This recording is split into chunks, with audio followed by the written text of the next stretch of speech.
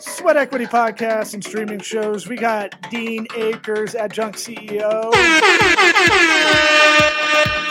On this episode 296. If you want to check out Dean's podcast, Selling and Leadership Ninja, it's on Apple Podcasts. And you go to deanakers.com. That's like Green Acres, but spelled differently. DEANAKERS.com. I'm your host, Lost Smith. Sitting to my right, your left is Eric Redinger. Oh, man. It's so good for a while. Eric Redinger. We're the number one comedy business podcast in the world. Pragmatic entrepreneurial advice with real raw dog talk. We're 2020's best small medium enterprise business advisory podcast in the United States. Yeah, the winners have been announced. Did we win? Yeah, but it doesn't show the actual winner. Okay, we won. You can listen to us winners on iTunes, Apple Podcasts, app, Spotify. Give that 5-star review, rate, review, subscribe. I did it out of order. It felt weird, man. Sounded weird too.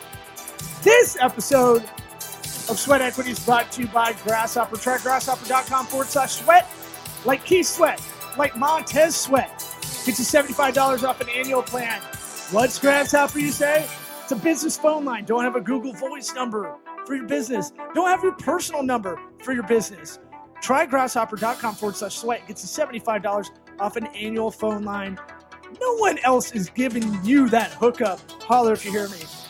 Look, you need a business phone line. If you got that side hustle, you got that Etsy store, you're a local business that needs to be scalable, you're a startup that doesn't know how scalable you need to be, you need to make a vanity number? Well, try grasshopper.com/sweat, 75 bones off an annual plan. Are we ready to get this party started? Yeah. Howdy toddy! What about my sweat equity? Sweat equity. Sweat equity. My sweat equity. My sweat equity.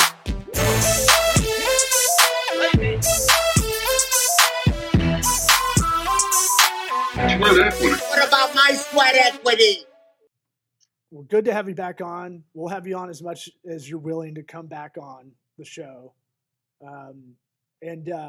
I've been listening to my favorite podcast, the Selling and Leadership Ninja. Here we go. Podcast. Already kissing your ass, Dean. I don't look. I tell you what, this week, the one I just did. I haven't gotten to it yet, but the title's very interesting. It was precipitated by a conversation with my number 3 son, and it was a digression from anything I've done as far as the typical stuff, but I've got more emails, more stuff off that one, and I've had a bigger lift off that one than any podcast in a long time. Because it's kind of out there. It has nothing to do with sales and leadership. This is the one titled "Cigarettes Are Good for You"? Yes. Okay. Yeah, and if people are listening, they want to check it out. It's on Apple Podcasts, Selling and Leadership Ninja with Dean Akers under there. What's the gist of it before I get into it, I guess? Well, so my son calls me up and he says, Dad, the disease of your era was the popularity of cigarette smoking in the 60s and stuff. And then it was deemed to be unhealthy. And everybody was pretty much, it was glamorous to smoke and you were supposed to smoke. And you go to places and everybody be smoking. There wasn't any restrictions. Then, of course, they found out the health issues, the fact that you need to smoke outside some time issues that used. They said, we have a bigger issue today than smoking. This is my son telling me this. And I go, what are you talking about? And he goes, social media. He said it's causing people to be bummed out. It's causing people to put forth a perception to people, what they want people to think their lives are, but maybe aren't. He said suicides are up. He said time that people spend on actual social media is up. So I didn't believe him. So I went and started researching it. Oh my God, it was 2 hours and 20 plus minutes a day, average U.S. person on just social media, not on your iPhone, just social media, which is almost 22 weeks a year. Whoa. Yeah. Yeah. I thought you were going to go sugar for some reason, but yeah, this is, Yeah, it definitely has become too ingrained. I'd say, we're in our mid 30s. It's kind of been around for us since college.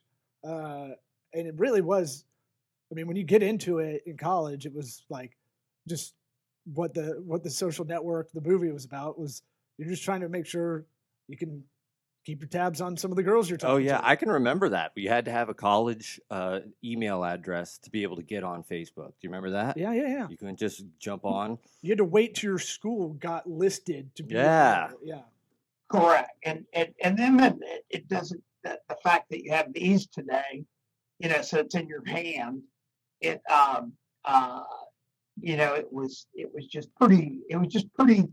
was a gotcha moment for me with my 33-year-old son. So I had to just bring it up because he's right. When you look at people spending 2.5 hours a day on the platform, so we're not talking about doing emails, checking for business. And then guess who I found out was just as guilty? Yourself. Yeah. Yeah. So I've been getting off. It's like getting off. Not that I ever did crack, but I can imagine it's like trying to get off some kind of addiction. And I've done a pretty good job in the last 4 days. And, No crack in 4 days. No crack in 4 days. But it is interesting because I go to the point in law, I think you and I talked about it a while back. I teach people how to take 10 minutes a day and accomplish anything they want in their life, whether it's working out, whether it's writing a book, whatever it is. You can do it in 10 minutes a day, which is 60 hours a year, which sounds, you sit back and you go, wow, that's pretty cool. But when you think about 800 and something hours, just do 2.5 times 365, and you look at the numbers at almost 900 hours a year, and you divide that by a 40-hour work week, and you say that's how many hours that you're just kind of, vacuuming or whatever you want to call it. It was like, oh shoot, it was crazy. Yeah, I would say, yeah, it's definitely a thing. You can use it as a tool. It's definitely set up. You probably haven't watched The Social Dilemma yet on Netflix. Yeah, I have. Oh, you seen it? So yeah, they throw out the psychology gamification of it. How it's giving you that dopamine rush. How the whole thing's about keeping you there. Just like they want to keep you there so you can see as many ads, so they can buy as much stuff, so the machine keeps going. Well, I use social media as an active medium for my business and stuff. So yeah. You have to. Right. Yeah. And it's tough to just not do that unless you're a knife. Well, even if you're like a knife maker in the woods, like you put it on Instagram. Better get that online, dude. You're putting it on Instagram because that's where people are looking for that stuff. Yeah. Oh, I had a meeting with a guy yesterday. He's a son of one of my friends. He's up in Tennessee, and I sent him an assumption build out model plan and stuff because he's a survivalist. Uh-huh. I looked up all the data on the survivalist, and he's manufactured this. I forget the name of it, but where you basically hit metal against this metal to start a fire. And it was just really interesting as to how social media and stuff plays into that. Yeah, that's that show Alive, I think, is where they put like 12 people out in the woods. You get like 10 items you can have. 10 now. Or something. They used to give them one or two. Well, what was it? Naked and Afraid? That one they give you. I don't watch that one because all I can think about is getting your balls snagged on like a twig or something, and that just ruins it for me before I even turn it on. Plus, that's not good naked. That's never going to be like. They're all covered in bug bites by the end. Everybody's swole up. Ugh. Yeah. But Survivor Man used to be the best show in the Bear Grylls era because he literally set up a camera on him. That was just him. And that guy was legit. No faking that. No fake urine urine Bear drinking. Grylls, he would go out of his way to do dumb shit like just to drink his own pee to show that you could. It's like, all right, well, you don't need to do that, dude. But exactly. But I mean, Netflix is another one. That's another thing. It's not social media, but it's a thing that it's not. Eric and I actually talked about this morning. It kind of dovetails nicely and kind of what I wanted to talk to you about because I went back a little bit and listened to some of your episodes about reducing the noise around you, and I did listen to it. yeah, That and was the one I made a point to listen to. but it's one of those things where you know, you're big on that and kind of putting your focus where it needs to be. Now, here's the example: social media, right? It feels gross. You feel like a high school girl that Yeah. if you're on there that long, but you can utilize it as a tool. You need to know enough. You can imbibe it enough to know what it does and know how it's working. But you got to find that. You got to call yourself out on that, because now I've been doing it where I'll be on there. I'll be like, "What am I doing? Like, this is Yeah. the 4 I've minutes. seen is enough." this. And- Already seen this. Right. So it's like, right, when you scroll so much, you're like, I should just pick up a book. Yeah. I've gotten back to taking my phone and just putting it face down and putting it somewhere across the room, and just, I don't even care. Just, I live in the woods for all that matters. Brave. You're so brave. I mean, what emergency is going to happen that needs me, you know, after whatever o'clock at night? Well, I jokingly tell people when they talk about the, you know, my baby boomer buddies all go, "Oh, we worked so hard," and I go, "No, we didn't." I said, at 5 o'clock at night, you got in your car, you drove home. There was 2.5 TV stations in Tampa Bay. 2.5. You couldn't even get ABC half the time without getting your rabbit ears right. I was going to say, And what's at that half? midnight, the freaking, you know, the signal went off. You know, that was it. And your phone sat by your telephone. Your telephone was by your refrigerator. You guys wouldn't even have that. I had it. We had that. I had the curly Q kitchen phone that you had to go around the other side of the wall so you could talk to your 7th grade girlfriend. Yeah. Yeah. So, I mean, think about it. But you didn't have caller ID. You knew whoever was calling you knew you, because nobody else had phone numbers except, you know, there wasn't a mass of people calling you up, you know, trying to sell you stuff. Yeah. I had so fun today. I got to tell you all real quick. I had this random text this morning come through. It goes, Mr. Akers or some crap. I knew it was one of those blow up texts, you know, one of those things. Mm-hmm.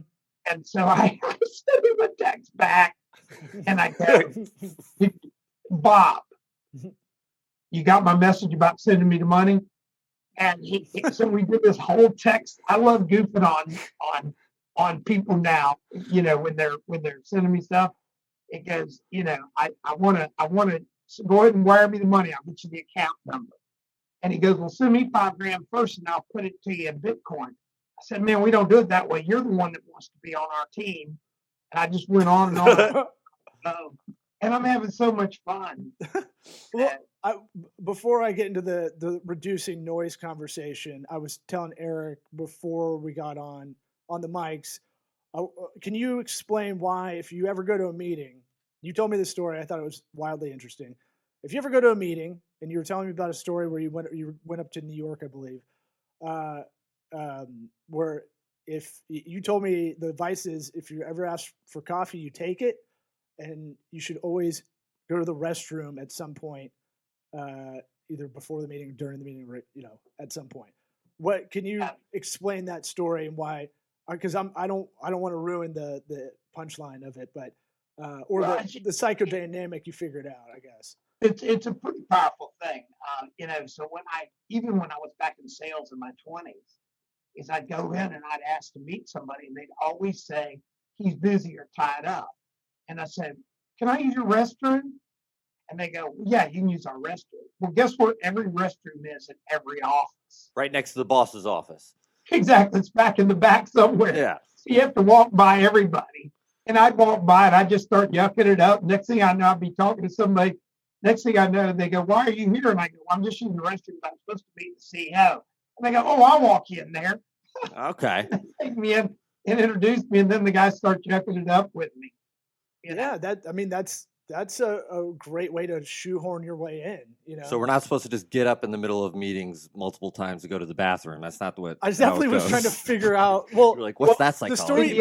The story you told me was you did both, I think, if I recall. Well, the coffee gig is so that when you go into a meeting, they say, "Would you like a cup of coffee?" Whether you drink coffee or not, always say yes, because coffee suddenly sets the timer of that meeting. Doesn't mean you have to drink it, but if you take the time it takes to drink a cup of coffee is probably 5 minutes, if you were sitting around having a cup of coffee, it means it gives you a barometer of time that you can spend with somebody, and then you go, oh, I got to get out of here. So what they do, the minute they offer you coffee, they're giving you a window of time greater than, you can say hello. And so always take it, even if you don't drink. So it becomes almost an hourglass in a way. Correct. But subconsciously. Yeah. You don't have to drink it. What they know the minute they ask if you want a cup of coffee, they're inviting you in for a bigger duration than standing in their office door, waving at them. So you're applying this to not scheduled impromptu meetings for the coffee. Yeah. Well, I do it. Yeah, if I'm cold calling somebody. Okay. But a lot of times I'll do it even when I have an appointment, because it's still set to, if he offers or she offers, it's just a kind of a source of time that they give you no matter what, so you don't feel rushed. Okay. Yeah. And you gauge them drinking. If they still have coffee in their cup, guess what? They're still into it. They're still around. Yeah. It's like when you're having a good dinner conversation, neither of you's really eaten quick enough. It's kind of gotten cold. That's like a little indicator that it's a good time, a good dialogue back and forth kind of thing. And it works. It works flawless. Yeah, I find that those kind of things, that's kind of why we do this show, is those kind of pragmatic, very, very easy things to remember for anybody that's out there trying to hustle. That's like a very small thing to do, but it wedges you into the spot you want to be in.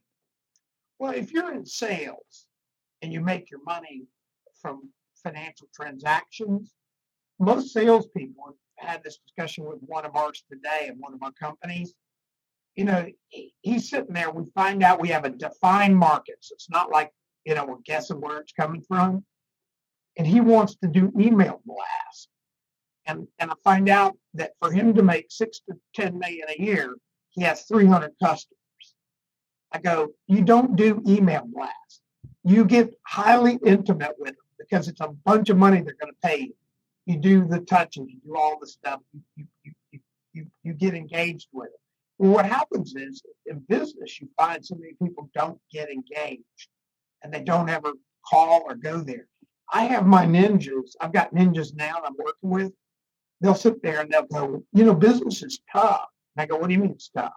They go, well, these people aren't seeing people. I said, so when you went by and walked in their office, they told you they weren't seeing people? They go, well, I've never gone by. And I said, well, guess what? I can promise you, guess what they're not going to do? Yeah, I could reiterate the same on the other side, where in your podcast you were talking about when people are looking to get hired, get a job. It's kind of the same self-talk. That book on Amazon by Dean. That's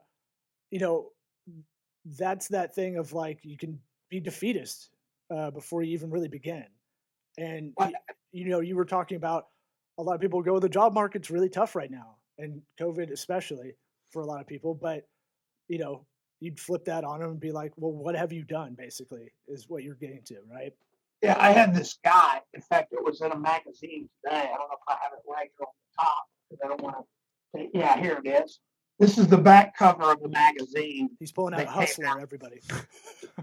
Huh? He's pulling out a hustler. If anybody is listening. No. So I had a guy, and he's a special ops veteran. And I said, what do you want to do? He says, well, I want to get a job. I said, what's your passion? He says, off-road jeeping. I go, then what would you do? He said, in my perfect world? I said, yeah, your perfect world. Define your perfect world for you. Don't take a crap world. And he said, well, I would build a Jeep park, an off-road Jeep park with everything in it. I go, then why don't you do it? He goes, oh, Dean, you don't understand. There's not money out there and stuff. And both you guys know me well enough to know I just told him to shut up. Mm-hmm. All right. So I told him, I said, well, guess what? There's not going to be money out there. There's not going to be enthusiasts out there if you never go ask. So we build out a strategy for him, just get his happy ass in his car and start going and asking people in the Jeeping community, would they be interested? And then this is the back Oh, of cool. the magazine, Live Life in the Fast Lane, Enclave. It's being done now. So his dream is coming to fruition because he got off his ass and quit talking about it and went out and got thrown out of it, stuff, let's call it. And now he's having his dream of his dreams come true. Yeah, it's weird how do you think that's kind of a self-protection thing a lot of people do to themselves before they can get started, on what they really want to do? You think you kind of push, you're like a Sherpa, like, I'm going to get you up the hill a little bit, but you're going to take it the rest of the way. Like, they just need to get off base camp and get up. Well, there's most people have self-protection. One of my sons one time told me, he goes, "Well, Dad, I just don't want everybody to think I'm a tool." And I go, "Who cares?" And he goes, "Well, what are you talking about?" I said, "This example, sales, me going into companies, everything, I equate it to something that I found out when I was in college. And it's pretty profound to think about it. When you go out and try to get money to follow your dream, and you go really cold to people, cold, and get thrown out, get cussed out, get hand lifted up like I've been done before, walked out. I equate it to something that I found out in college. It's like being, if you could do this, it'll never bother you. And by the way, do you think it ever bothers me? I doubt it. No. And here's why. It's like being drunk, falling off a floor. Being drunk, falling off the floor. If you're drunk on the floor, how far do you fall? Well, hopefully there's no stairs or anything, or No a trap balcony. door. Yeah. Well, you don't fall. Right. Right. Before this guy was telling himself, "I'm going to fall." And I go, the worst you'll ever have is nothing. And that's what you started out with. So how is there a downside to end up with what you start out with, which is nothing? Yeah. Is there any downside to nothing if you have nothing? Right. Exactly. It's like never fight with the person that has nothing to lose, because that's the scariest person to fight. But in business, what happens is so many people are getting their tackle ready.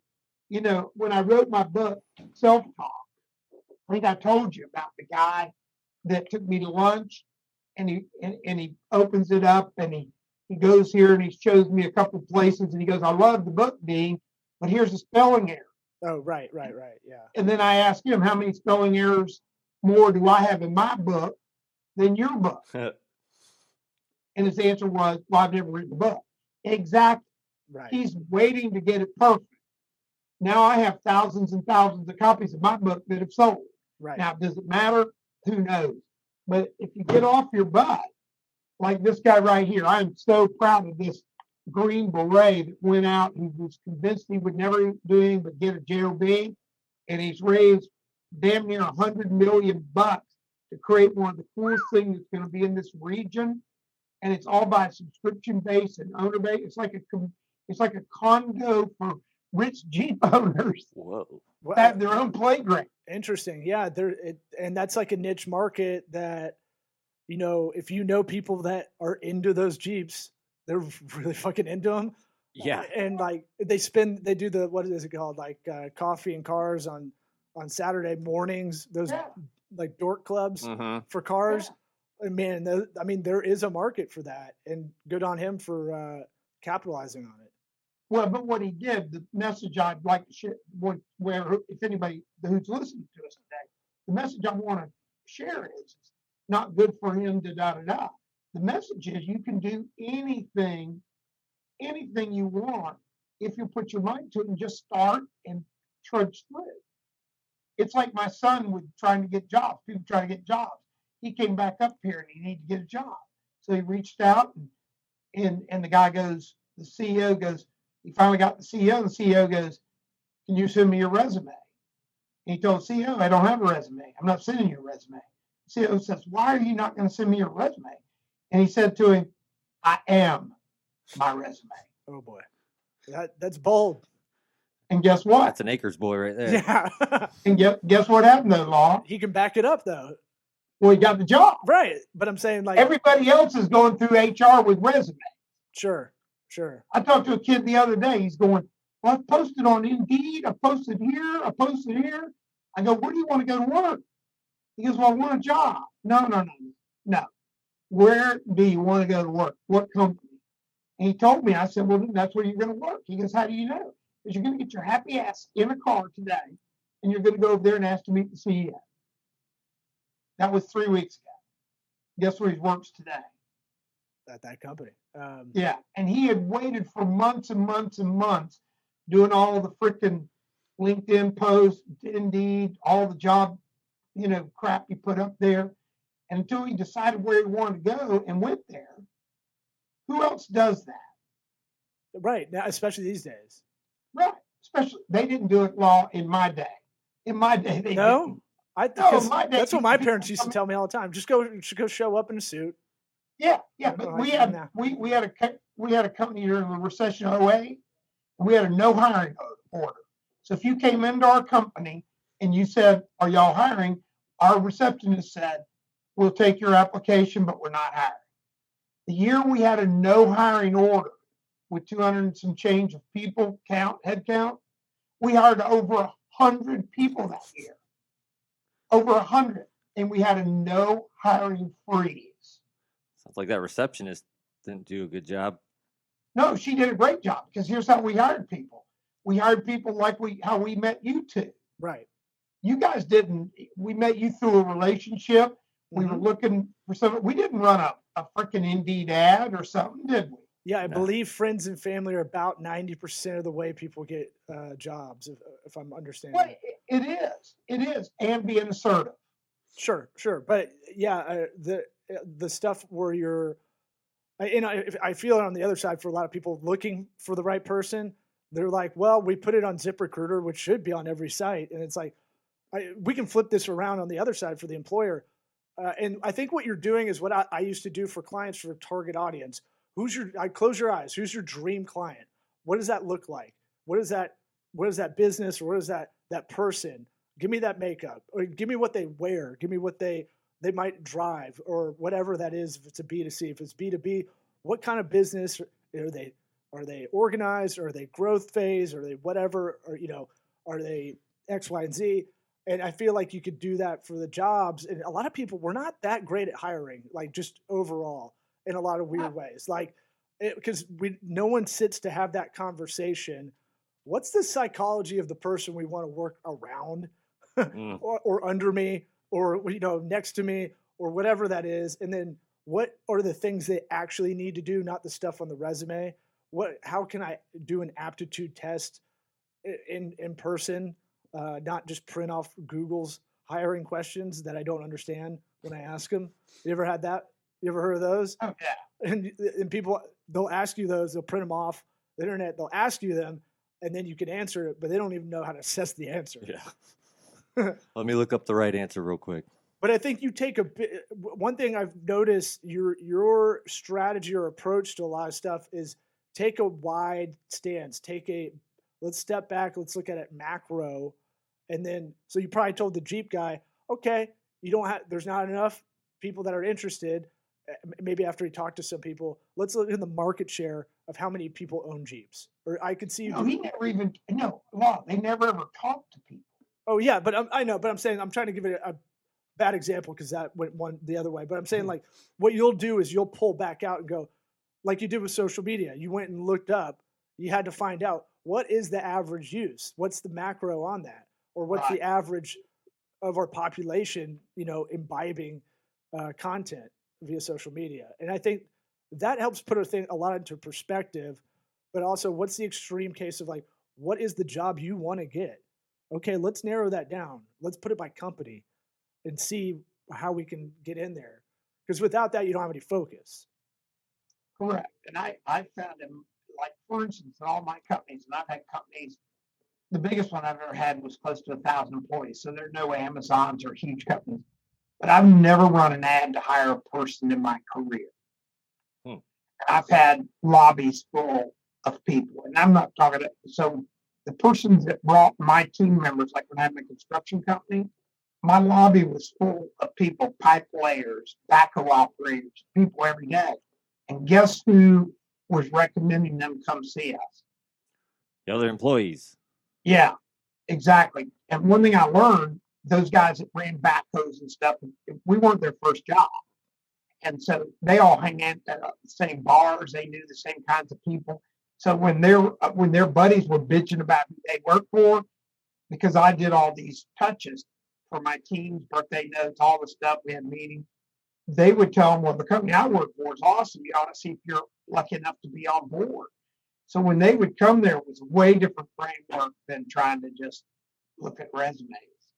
So, so we're closing in towards the end of this episode. I want to ask you, all right, what's the practical advice on reducing noise? Someone comes to you and is like, I spend a lot of time thinking, or they're probably never position it that way, but they spend a lot of time thinking and not doing.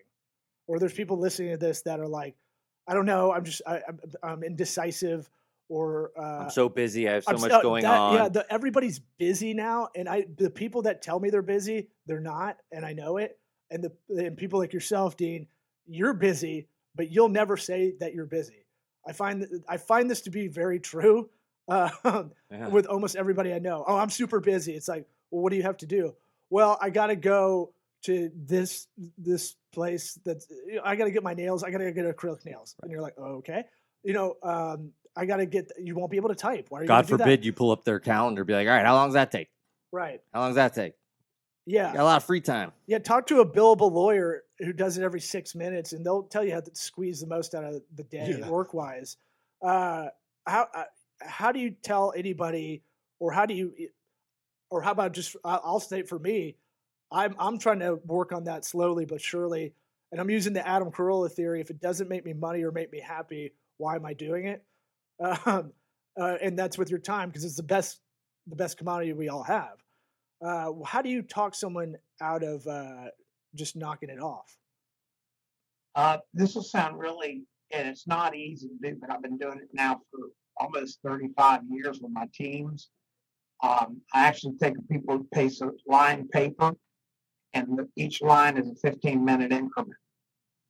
And I start when you get out of bed in the morning. And all I do is, it's like a diary they carry with them. And I put a line down the middle, so it doesn't have to be the full line. And they just go, brush teeth, got shower, drove to work. And what will happen is, it'll freak them out. Is when they're going through it. And all of a sudden, guess what they're going to find as they're trying to track their time? That they have a lot more time than they realize. Yeah, and if you just do the one thing I just mentioned about the social media, just social media. This was social media viewing on a phone. If you took almost 2.5 hours every day, and you said, "What do you want to do in 2.5 hours?" Like, I've been using that. My wife goes, Dean, I'm going to join the gym. I go, why? She goes, I want to get in shape. I said, why is joining the gym? I have an app called the 7-Minute Workout. You do that 5 days a week for 1 year, guess what's going to happen? Yeah, you'll be in shape. You'll be fine. You're going to be more than in shape. Because if you do that 7-minute app, if I give that 7-minute app to 90% of the people to do it one time, and they follow the full, they can't even get through the 7 minutes. Yeah. Right. It's a self-motivation thing. If you really want to do it, you'll do it. But if you're gonna say, I have a gym, I got to go to the gym, I got to drive over there. I don't have gas, I got to get gas. Yeah. That sucks. Yeah. That's not gonna happen. It's already built in. Yeah, and you guys know all that. And you know what? A lot of people know that. I work with a lot of companies now, and when I get the noise, and the other thing, I would share with you, is everybody's entitled to their own opinions, but they're not entitled to their own facts. Mm-hmm. And when I deal with people with facts, especially financial performances of businesses and stuff like that. Like, I got one customer now. They do $4.5 million this year, and they're 30-something years in business, and they're all like sweating bullets about how tough business is. We just did a market analysis, and just deep dive, he could go up and down Highway 19 from Clearwater to the bridge, and there's probably 200 million in what he does on Highway 19. Right. In other words, he's not even allowed to go to a single side street, and he doesn't even know about it. Right around his office, there's probably quadruple his business that you could skateboard to, and he's never called on. Mm-hmm. Yeah. Yeah. Yeah. What you're very good at is let's see the forest for the trees kind of thing. Yeah. Well, it was an eye shopper for him. Sure. Well, look, we'll have you back on every month if we can. We'll be your period if that's cool. Well, you guys are awesome, and I always appreciate both of you. And getting out there and helping people is so important. And there's so much opportunity today, as you both know. There's more opportunity today than there's ever been in anybody's career with technology, all the things you can do, and there's just no excuse for anybody not to be the person they want to be and be the best version of themselves, for sure. So I always appreciate you guys. Let me share some of my soon-to-be 69 years of wisdom. Yeah. Oh, man. When's that coming up? August. All right. You're counting the days. So I feel a lot of immature jokes coming. Yeah. We're gonna leave that 69 is my favorite year. My favorite from your mom's house, a bit they got all their fans to do is they asked all their parents, when Dad turned 69, were you guys 69? And so they have all these home videos of people asking that. They're like, what? Yeah. Anyway. Yeah. That joke doesn't fly as good as you think it does. I think it's hilarious. Well, I mean, I not think with me. I love it. I'm going to send it to Dean. But I've He's going done to be it a like, few I'm going to times, get like, three emoji thumbs up when I. Yeah. Law knows I'm like, I watch comedy. That is my addiction. Oh, one thing I did want to say is you do love stand-up comedy, and you love it way more than I realized when we started talking about it. Listening to your podcast is kind of like Tim Dillon. It's a guy you're going to really like. He just goes on for an hour and a half with nothing, and he's like our age, big guy from Long Island, gay, but doesn't have the optics of that. And everybody thinks he's a big Rush Limbaugh Republican, and so he just chews on. He'll do an hour and a half just off the dome. It's pretty amazing. Whoa. Yeah, the guy's awesome. He's on Rogan a bunch, all that stuff. But anyway, I'll let you. Thank you so much, Dean. Wait, you got any? I thought you were about to dispense some 69-year-old knowledge. No. I'll tell you about 69 offline. Okay. All right. Thanks, Dean. I appreciate it. Thank you, guys. Thanks for coming on. Thank you. Have a great day. See ya.